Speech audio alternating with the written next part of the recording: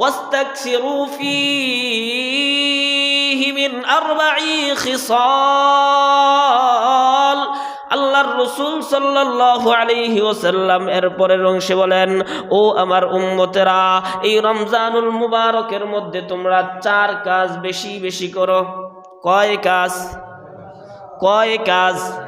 4 কাজ তোমরা বেশি বেশি করো।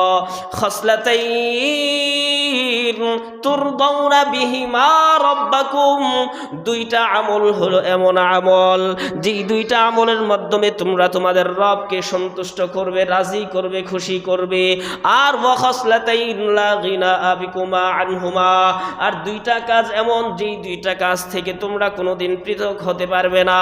প্রথম 2টা কাজ, যেই 2টা কাজের মাধ্যমে তোমরা তোমাদের রবকে সন্তুষ্ট করবে, রাজি করবে, খুশি করবে, সেই 2টা কাজ হলো আল্লাহর রাসূল বলেন, ফাতআকসিরু মিন কওলি লা ইলাহা ইল্লাল্লাহ, লা ইলাহা ইল্লাল্লাহ। এই বাক্যটা তোমরা বেশির চাইতে বেশি করে বলবে। 2 নম্বর হলো ওয়াতাস্তাগফিরুনাহু, রবের কাছে বেশি বেশি ইস্তিগফার করবে আর বলবে আস্তাগফিরুল্লাহ, আস্তাগফিরুল্লাহ, আস্তাগফিরুল্লাহ। আমরা সর্বপ্রথম মহান আল্লাহ তাআলার দরবারে শুকরিয়া আদায় করি, যেই মহান রব্বুল আলামিন আমাকে আপনাকে পবিত্র রজব মাসের জুমার দিনে জুমার নামাজ আদায় করার জন্য দুনিয়ার সর্বশ্রেষ্ঠ জায়গা আল্লাহ তাআলার ঘর মসজিদে আসার বসার তৌফিক দিয়েছেন। জুমার নামাজের পূর্বে কোরআন ও সুন্নাহ থেকে কিছু আলোচনা করার ও শোনার তৌফিক দিয়েছেন। এজন্য দিল থেকে শুকরিয়া আদায় করে সকলে একবার বলি আলহামদুলিল্লাহ। আজকে রজব মাসের 21 তারিখ। আমাদের আর হাতে হয়তোবা 8 বা 9 দিন সময় আছে রমাদানুল মুবারক মাস আসার জন্য। তো এই রমাদানুল মুবারক মাস বড়ই বরকতময় মাস। রমাদানুল মুবারক মাস এটা মুমিনের ইবাদতের মৌসুমের মাস। প্রত্যেকটা জিনিসের এক একটা মৌসুম থাকে। মাছ শিকারের একটা মৌসুম থাকে, ধান ঘরে আনার একটা মৌসুম থাকে, ব্যবসার একটা মৌসুম থাকে, প্রত্যেকটা কাজের একটা মৌসুম থাকে। আর মুমিনের ইবাদতের মৌসুম হলো এই রমাদানুল মুবারক মাস। এই রমাদানুল মুবারক মাস, বরকতময় মাস আসার আগে আল্লাহর রাসূল সাল্লাল্লাহু আলাইহি ওয়াসাল্লাম সাহাবীদেরকে একটা হাদিস শোনাইছেন। রমজান যেদিন হবে এর আগের দিন হাদিসটা বর্ণিত হযরত সালমান ফারসি রাদিয়াল্লাহু তাআলা আনহু থেকে। হযরত সালমান ফারসি রাদিয়াল্লাহু তাআলা আনহু ইরশাদ করেন, خطبنا رسول الله صلى الله عليه وسلم في آخر يوم من شعبان। আল্লাহর রাসূল সাল্লাল্লাহু আলাইহি ওয়াসাল্লাম শাবান মাসের শেষ দিন রাত্রিবেলায় আমাদেরকে খুতবা দিতে গিয়ে বলেছেন, ইয়া আইয়ুহান নাস, ও মানুষ সকল, কদ আযাল্লাকুম শাহরুন আযীম, তোমাদের কাছে একটা মহান মাস উপস্থিত হয়েছে। কেমন মাস?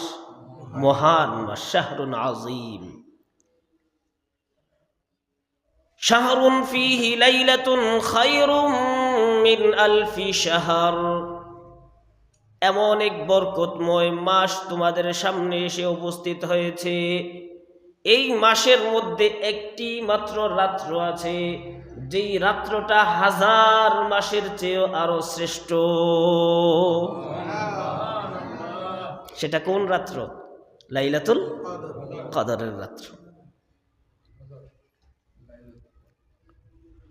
শাহরুন জাআলাল্লাহু সিয়ামাহু ফারিদা ওয়া কিয়ামাহু তাতাওয়া কিয়ামা লাইলিহি তাতাওয়া।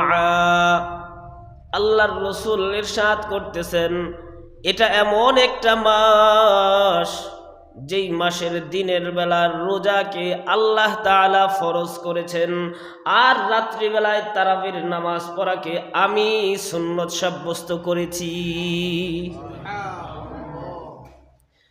মান তাকাররাবা ফীহি বিখাসলাতিন কানা কামান আদ্দা ফরিদাতান ফীমা সিওয়া। আল্লাহর রাসূল ইরশাদ করেন, এটা এমন এক বরকতময় মাস, এই মাসের মধ্যে যেই বান্দা একটা নফল আমল করবে, অন্য মাসে রমজান ছাড়া অন্য মাসে একটা ফরজ আমল করার সওয়াব তার আমল নামায় দেওয়া হয়। ওয়ামান আদ্দা ফরিদাতান ومن أدى فريضة فيه كمن أدى 70 فريضة فيما سواه। রমজানুল মুবারক মাস এমন এক বরকতময় মাস, এই মাসের মধ্যে যদি কোনো বান্দা একটা ফরজ আমল করে, অন্য মাসের মধ্যে 70টা ফরজ আমল করলে যেই সওয়াব হয়, রমজানুল মুবারকে একটা ফরজ আমল করলে সেই সওয়াব আল্লাহ তাআলা বান্দাকে দেন।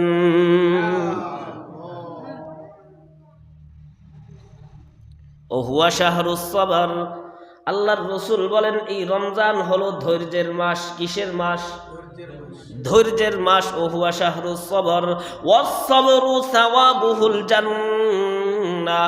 আর ধৈর্যের বিনিময় একমাত্র জান্নাত দিয়ে হয়। ধৈর্য, সেটার বিনিময় একমাত্র জান্নাত দিয়ে আল্লাহ তাআলা দান করবেন।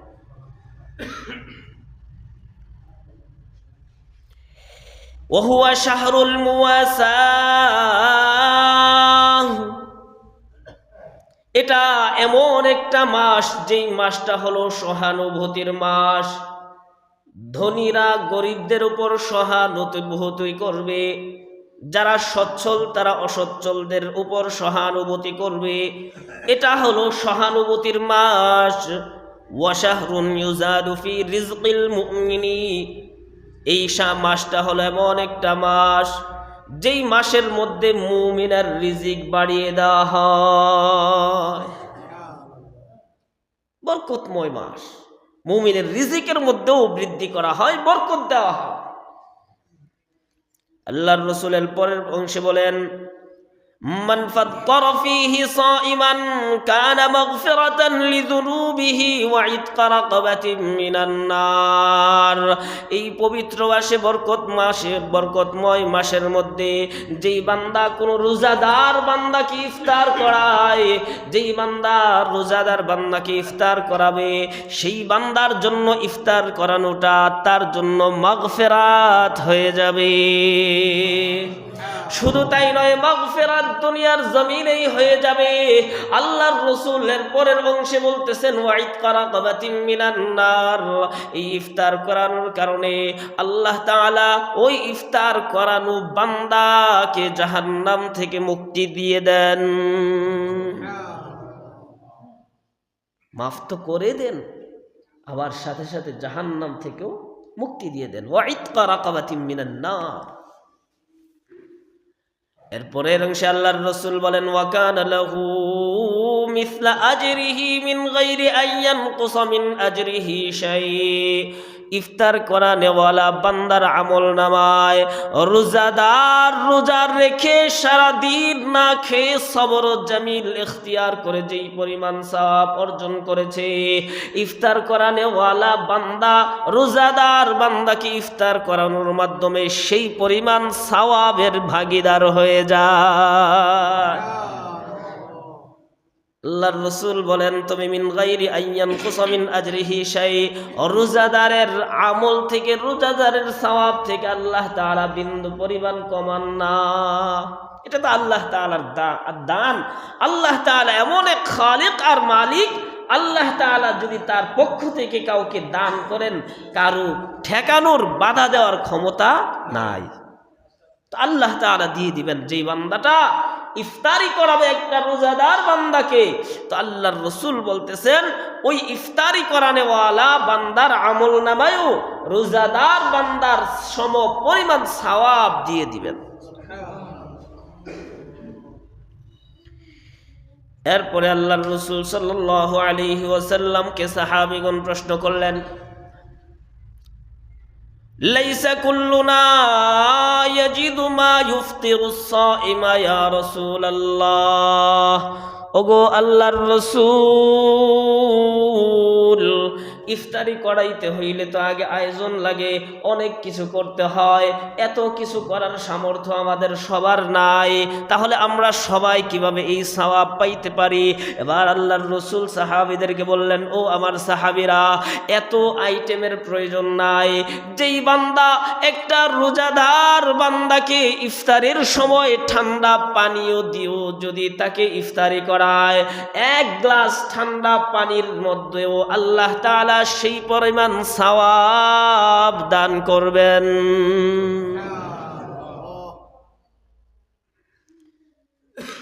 ইউতিল্লাহু হাযা সওয়াব মান ফাত্তারা সাইমান আলা তামরাতিন। একটা খেজুর দিয়েও যদি ইফতারি করায়, আও শারবাতি মাইন আও মাযাকাতি লাবানিন, অথবা এক গ্লাস দুধ দিয়ে ইফতারি করাইলো, তবে এই এক গ্লাস দুধ অথবা এক গ্লাস ঠান্ডা পানি অথবা একটা খেজুর দিয়েও যদি ইফতারি করাইতে পারে, তবে আল্লাহ তাআলা ওই ইফতারি করানেওয়ালা বান্দার আমল নামায় সেই সওয়াব দান করবেন। ওহুয়া শাহরুন আউয়ালুহু রাহমা।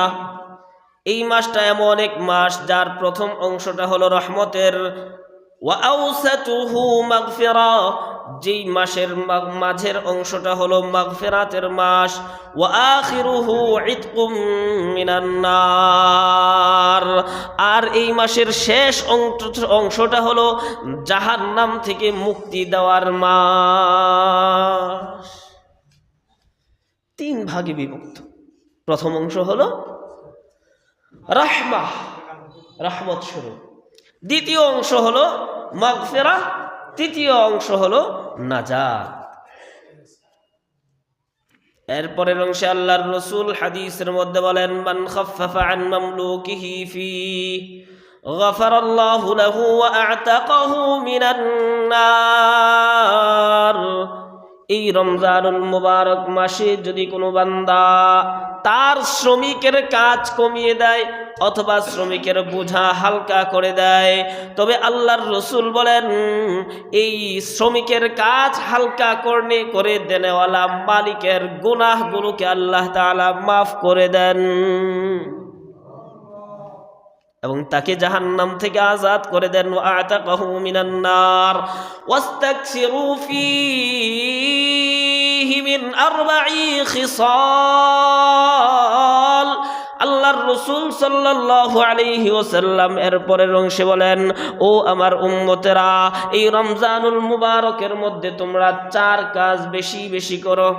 কয় কাজ? কয় কাজ? চার কাজ তোমরা বেশি বেশি করো। খসলাতাইন তুরদাউনা বিহিমা রাব্বাকুম, দুইটা আমল হলো এমন আমল যেই দুইটা আমলের মাধ্যমে তোমরা তোমাদের রবকে সন্তুষ্ট করবে, রাজি করবে, খুশি করবে। আর ওয়া খসলাতাইন লা গিনা বিকুমা আনহুমা, আর দুইটা কাজ এমন যেই দুইটা কাজ থেকে তোমরা কোনোদিন পৃথক হতে পারবে না। প্রথম দুইটা কাজ, যেই দুইটা কাজের মাধ্যমে তোমরা তোমাদের রবকে সন্তুষ্ট করবে, রাজি করবে, খুশি করবে, সেই দুইটা কাজ হলো আল্লাহর রাসূল বলেন, ফাতআকসিরু মিন কওলি লা ইলাহা ইল্লাল্লাহ, লা ইলাহা ইল্লাল্লাহ। এই বাক্যটা তোমরা বেশির চাইতে বেশি করে বলবে। দুই নম্বর হলো ওয়াতাস্তাগফিরুনাহু, রবের কাছে বেশি বেশি ইস্তিগফার করবে আর বলবে আস্তাগফিরুল্লাহ, আস্তাগফিরুল্লাহ, আস্তাগফিরুল্লাহ। দুই কাজ কি কি? একটা হলো লা ইলাহা ইল্লাল্লাহ, বেশি বেশি বলতে হবে, আরেকটা হলো আস্তাগফিরুল্লাহ, এটা বেশি বেশি বলতে হবে। রাজি আছেন তো ইনশাআল্লাহ? প্রস্তুতি নেন, রমজানের প্রস্তুতি নেন। আমাদের কাছে রমজান মাস আসে চলে যায়, বছরের পর বছর আসতেছে চলে যাচ্ছে, আমাদের কোনো পরিবর্তন আসতেছে না। কিন্তু পরিবর্তন আসার দরকার। রোজার আগের মাস আর পরের মাস, এই দুইটা ব্যবধান হওয়ার দরকার, এবং রমজানের পরে আমাদের অবস্থা পরিবর্তন হওয়ার দরকার। আল্লাহ রসুলের দেওয়া হাদিসের উপর যদি আমরা আমল করি, আশা করি আমাদের জীবন কিছু না কিছু হলেও পরিবর্তন হবে। আল্লাহর রসুল বললেন 4 কাজ বেশি বেশি করো। 1 নম্বর হলো ফাশাহাদাতু আল্লাহ ইলাহা ইল্লাল্লাহ, লা ইলাহা ইল্লাল্লাহ তোমরা বেশি বেশি পড়বে। ওয়া তাস্তাগফিরুনাহু, রবের কাছে তোমরা বেশি বেশি ক্ষমা চাইবে আর বলবে আস্তাগফিরুল্লাহ আস্তাগফিরুল্লাহ আস্তাগফিরুল্লাহ। ওয়া আম্মাল খাসলাতানি আল্লাতানি লা গিনা বিকুম আনহুমা, আর যে দুইটা গুণ ছাড়া, কাজ ছাড়া তোমাদের আর কোনো উপায় নাই, সেই 2টা আমলের 1 নম্বর হলো ফাতাসআলুনাল্লাহাল জান্নাহ, রমজান মাসে তোমরা বেশি বেশি জান্নাত চাইবে আর বলবে আল্লাহুম্মা ইন্নী আসআলুকাল জান্নাহ, আল্লাহুম্মা ইন্নী আসআলুকাল জান্নাহ, এটা তোমরা বেশি বেশি করে বলবে। 2 নাম্বার হলো ওয়া তাআওয়াজুনা বিহি মিনান নার, আর তোমাদের রবের কাছে তোমরা রমজান মাসে বেশি বেশি করে জাহান্নাম থেকে মুক্তি চাইবে আর বলবে ওয়া আউযু বিকা মিনান নার, অথবা বলবে আল্লাহুম্মা আজিরনি মিনান নার। পারি না এটা আমরা সবাই?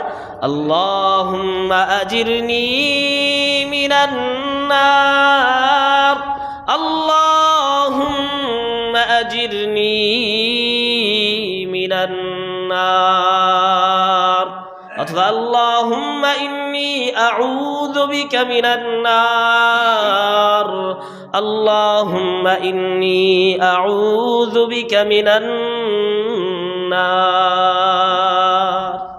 এই হলো 4 আমল। 1 নম্বর লা ইলাহা ইল্লাল্লাহ বেশি বেশি করে বলতে হবে। 2 নম্বরে আস্তাগফিরুল্লাহ বেশি বেশি করে পড়তে হবে। 3 নম্বরে আল্লাহুম্মা ইন্নী আসআলুকাল জান্নাহ, এই দোয়াটা বেশির চাইতে বেশি পড়তে হবে।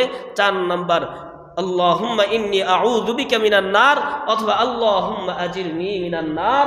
এই আমলগুলো বেশি বেশি করতে হবে। আল্লাহ তাআলা আমাদের সকলকে তৌফিক দান করেন, বলেন আমিন। এরপরের অংশে আল্লাহর রাসূল ইরশাদ করেন ওয়ামান সাকা সাইমান সাকাহুল্লাহু মিন হাউজি শারবাতান লা ইয়াজমাউ হাত্তা ইয়াদখুলাল জান্নাহ, আর এই রমজানুল মুবারক মাসে যে বান্দা কোন রোজাদারকে ঠান্ডা পানি খাওয়ায়, আল্লাহ তাআলা আমি রাসূলের হাউজে কাউসার থেকে হাসরের ময়দানে তার পানির ইন্তজাম করে দিবেন।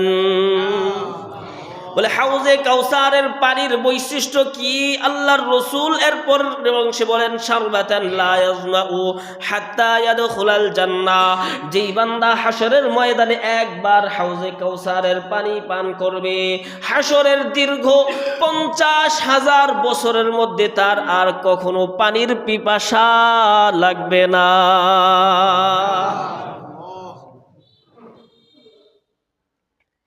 এই জন্য এই আমলগুলো বেশি কঠিন না, সহজ আমল। আমরা একটু চাইলেই, চেষ্টা করলেই করতে পারি।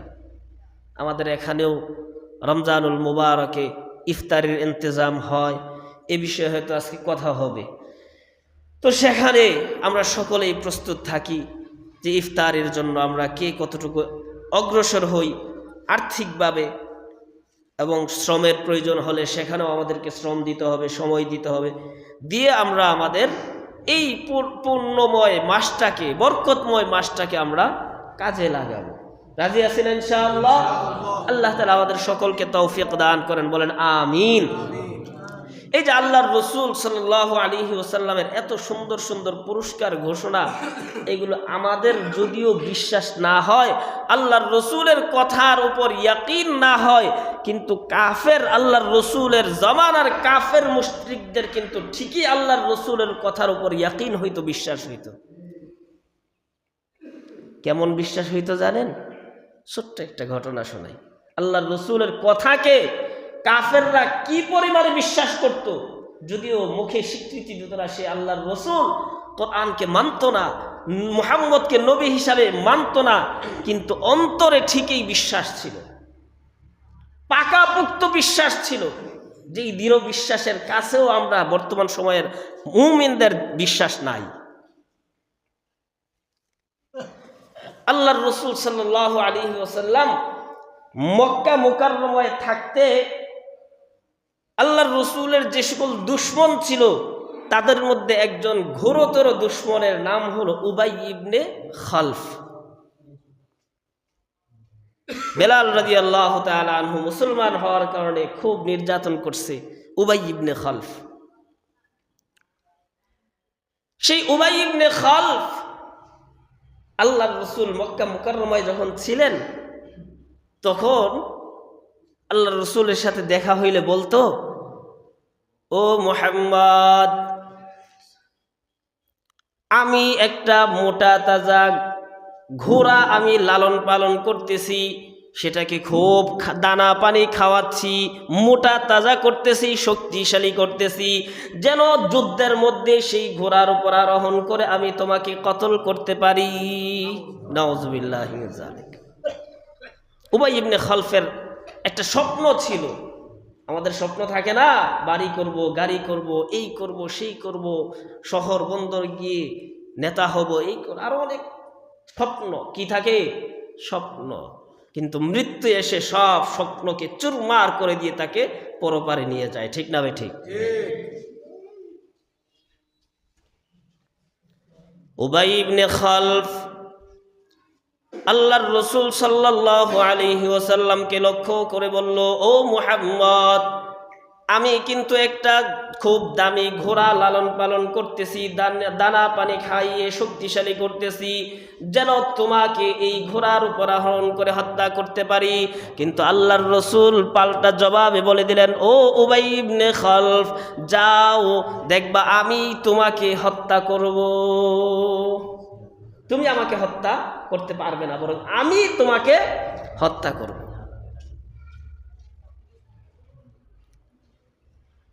এই কথা বলার পরে যখন নবীজি হিজরত করে মদিনায় চলে গেলেন, বদরের ময়দানে কাফেরদের বড় বড় লিডাররা শহীদ হয়ে গেল, অল্প কিছু বাকি আছে।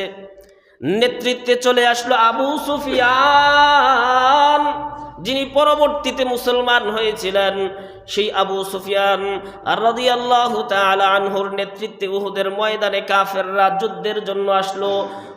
শুরুতেই কাফেররা পালায়ন করলো, কিন্তু পরবর্তীতে দ্বিতীয়বার পিছন দিক থেকে আক্রমণ করার কারণে মুসলমানরা ছত্রভঙ্গ হয়ে গেল। এই সুযোগে আল্লাহর রসুল সাল্লাল্লাহু আলাইহি ওয়াসাল্লামের উপর এক কাফের আক্রমণ করে বসে আল্লাহর রসুলের চেহারার উপরের দিকে, মাথার নিচের দিকে দুইটা লোহার টুকরা ঢুকে গেল। আল্লাহর রসুল আহত হয়ে গেলেন, দান্দান মুবারক শাহাদাত বরণ করলো। আল্লাহর রসুল আহত হয়ে একটা গুহায় গিয়ে আশ্রয় নিলেন। পরবর্তীতে যখন ডাক আসলো, সাহাবীগণ আবার যখন ঐক্যবদ্ধ হয়ে পাল্টা আক্রমণ করলো, কাফেররা পালিয়ে গেল, চলে গেল। এবার ওই উবাই ইবনে খালফ চিন্তা করতেছে, আজকের এই সুযোগে যদি মুহাম্মদকে হত্যা করতে না পারি, তবে জীবনে আর কোনোদিন আমি মুহাম্মদকে হত্যা করতে পারবো না। এই জন্য উবাই ইবনে খালফ উহুদের ময়দানে আল্লাহর রসুলকে তালাশ করতেছে আর ঘোড়া দৌড়াইতেছে। চলতে চলতে ঘোড়া নিয়ে চলে আসতেছে আল্লাহর রসুলের কাছে। সাহাবীগণ বললেন, ওগো আল্লাহর রাসূল, আপনি আমাদেরকে অনুমতি দিন, দূর থেকেই তাকে আমরা শেষ করে দেই। আল্লাহর রাসূল বললেন, না না, দূর থেকে শেষ করার দরকার নাই, কাছে আসার জন্য তাকে দাও।